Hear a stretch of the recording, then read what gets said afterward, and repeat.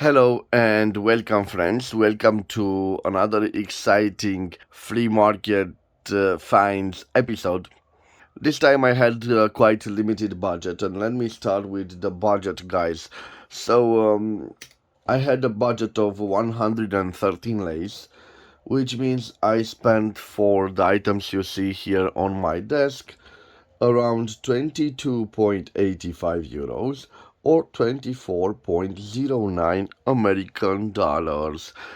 This time I was focused on writing instruments, and I bought all these items to use in my writing instruments collection. Let me start first, guys, with the entry fee. So I participate in my local town flea market, and there is a admission fee, and it's not expensive. It's only 3 lays or 0.61 euros or 0.64 American dollars.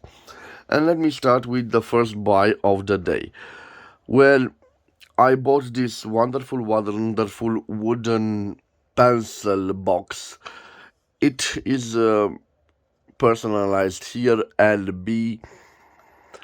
Its provenance, I think, is from Germany. I'm not so sure about the provenance, but the seller told me that those stuff came from Germany, so I have no reason to doubt its word.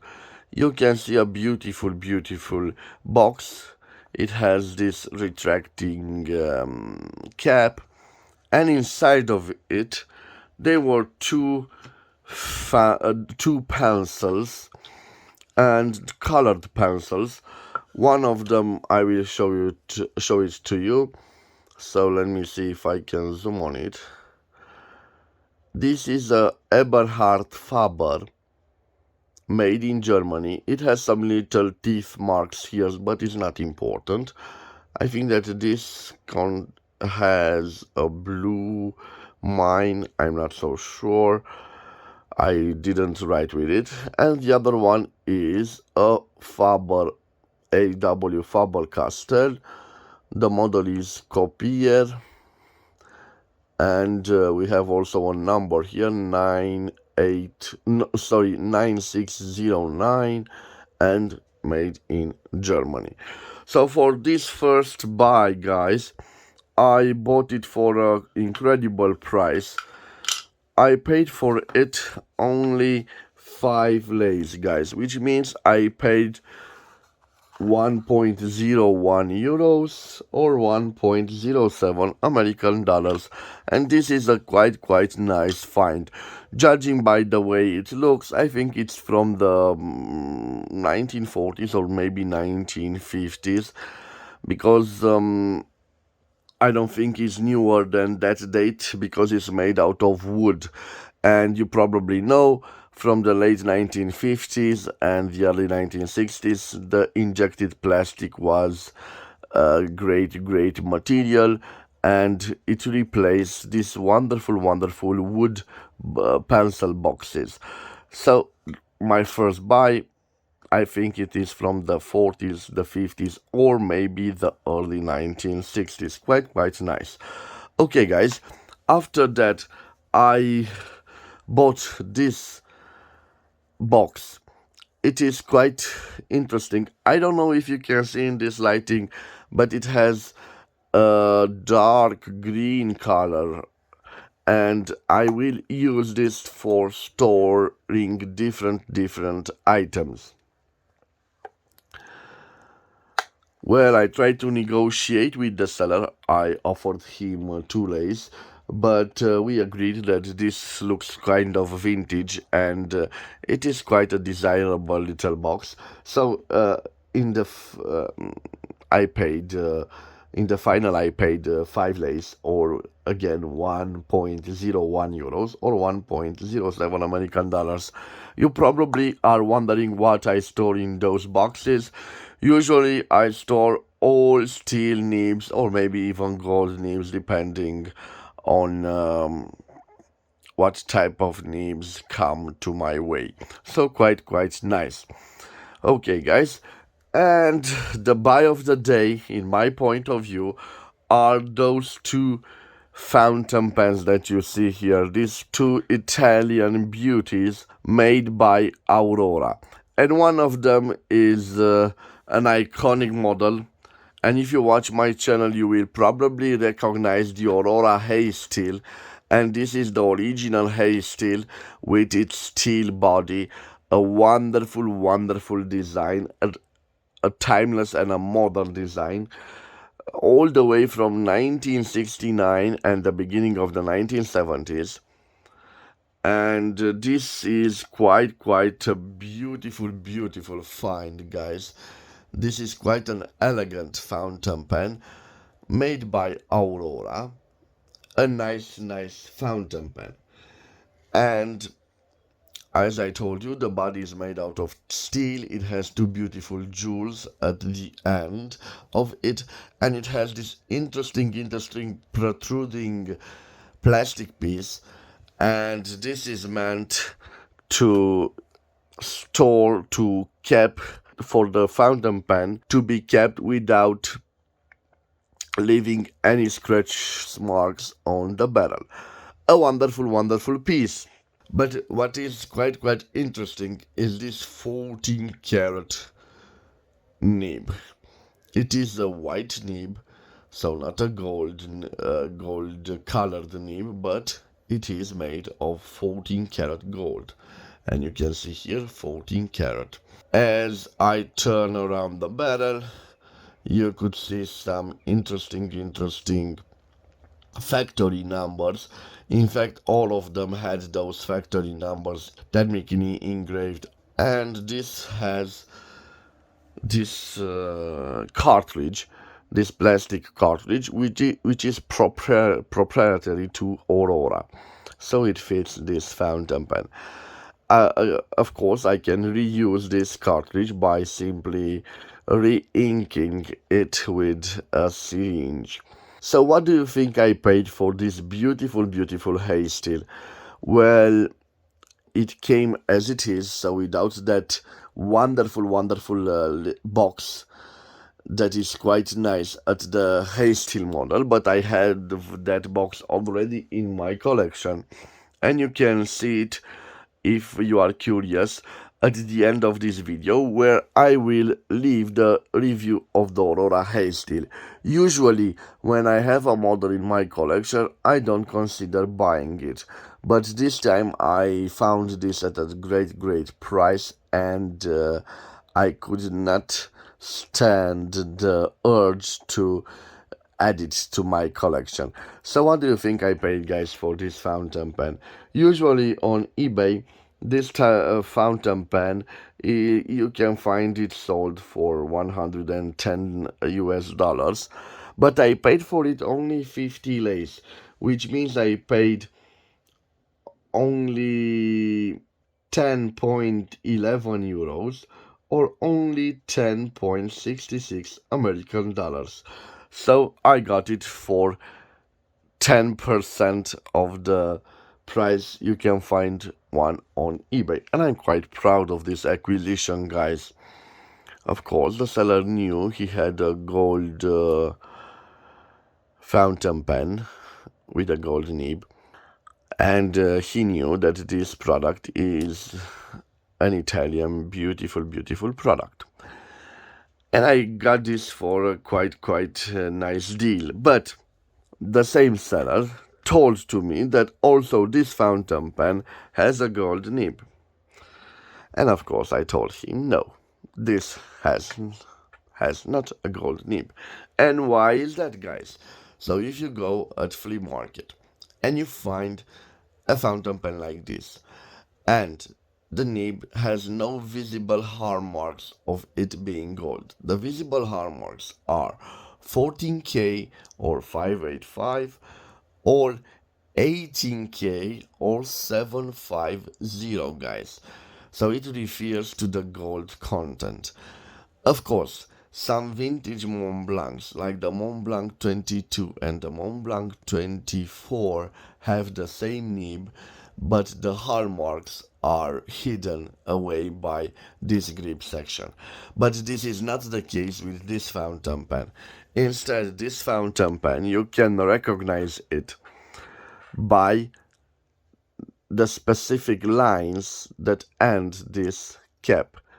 And when you see a ballpoint pen or a fountain pen with this characteristic, with this ending, those lines ending the cap, you can identify it as being an Aurora Marco Polo. And this particular model that you see right in front of you has some engravings on the body. So we have Italy, and I believe it's the size of the nib, and another engraving right over here at the end of the clip. It is a beautiful, beautiful piece, as you can see, made in the 1980s. It was called by Aurora Eco Steel, or with a brush metal finish, with Nick Argento chrome trim and lac de Chine cap bands. So those cap bands are not jewels like the other model, the Aurora Hay Steel, but instead they are lac de Chine, this dark, dark black ending you can see at the ending of the cap at and symmetrical and at the ending of the barrel. Well, this particular model is fitted with a nib that is a steel nib gold plated. But the seller insisted that also this has a gold nib. But because I got the first one for a great, great price, I thought to myself that also this is a great bargain at 50 lace. So I paid the same amount as I did on the hay steel, and I paid 50 lace or 10.11 euros or 10.66 American dollars. And guys, what do you think that this is sold on eBay? So I saw an ad and it was asking for it 80 American dollars. So again, I paid 10.66 American dollars, so I think I've made a great deal. Guys, this model, I don't have it in my collection, but the other one, I have it in my collection, so you probably won't see its review in the near future, but definitely you will see the review of this beautiful Marco Polo Aurora from the 1980s. So those were my only finds at the flea market. I must admit that I had a limited budget, but I can't say that the merchandise that I saw there was different from other times. So in some days I have a productive buy, but in other days I have to limit myself, not only because I don't have money, but also because I can't find any interesting fountain pens. And maybe sometimes the sellers ask ridiculous sum of money for them, so I don't want to buy a second-hand product that it isn't tested. And it's very important for me, the fountain pen, to have a gold nib, because the value of a fountain pen, guys, remember this, guys, is given by its gold nib. So what I'm saying here, at a second-hand fountain pen, at an old fountain pen, a vintage fountain pen, this is the first rule. If it has a gold nib, it could have some value. It depends on the state of the gold nib, but of course this is the major rule. But as a rule, it has also exceptions, so you can find, let's say, a vintage Mont Blanc Monte Rosa with a steel nib, and the majority of the Monte Rosa from the 1950s were made with steel nibs. There is also a gold nib, and I have it in my collection. But, for example, if you find a Monte Rosa, a vintage Monte Rosa from the 1950s with a steel nib, you find yourself a quite exclusive fountain pen. And the sought after fountain pen. Again, not as expensive as the gold nib variant of it, but quite desirable and a good and a beautiful Mont Blanc product. Thank you guys for your time. I hope you will visit your vintage markets wherever you are, and I wish you luck to find deals as good as you can find them. It is important to know what you are buying and to have your lessons prepared. And it is important, guys, to negotiate. Always negotiate when you buy a second-hand product. And even if you go to a fountain pen store and buy a new fountain pen, try to negotiate with the seller.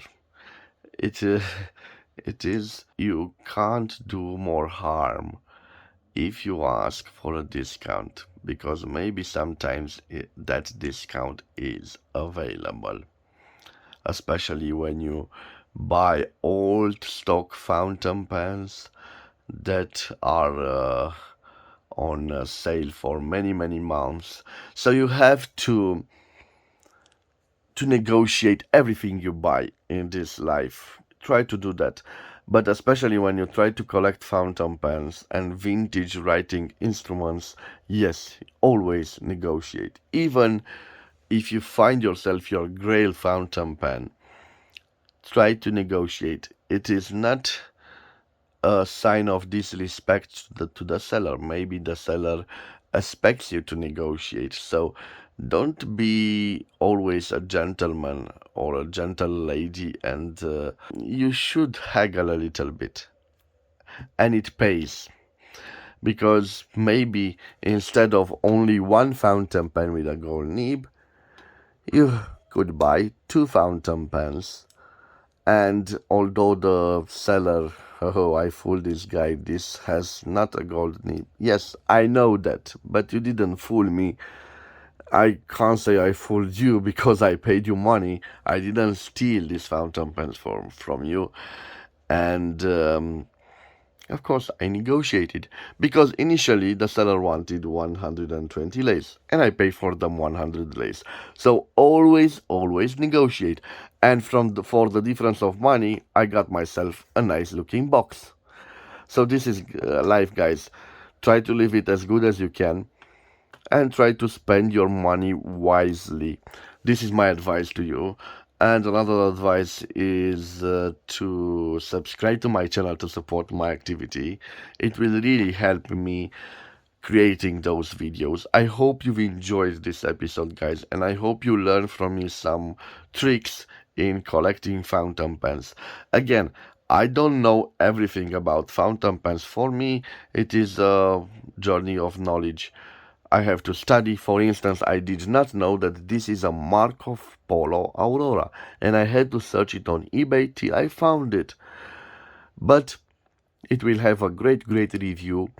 It is a beautiful, elegant, slim writing instrument, and it reminds me a lot of the Aurora Haysteel. In fact, the Aurora Haysteel was a revolutionary product, and you should watch at the end of this video its review. So thank you for your time, guys. I want to wish you to have a wonderful day wherever you are. Please stay tuned on my channel to see the review of this beautiful Aurora Marco Polo. I will see you again at the next episode. Till then, bye bye, and God bless you all.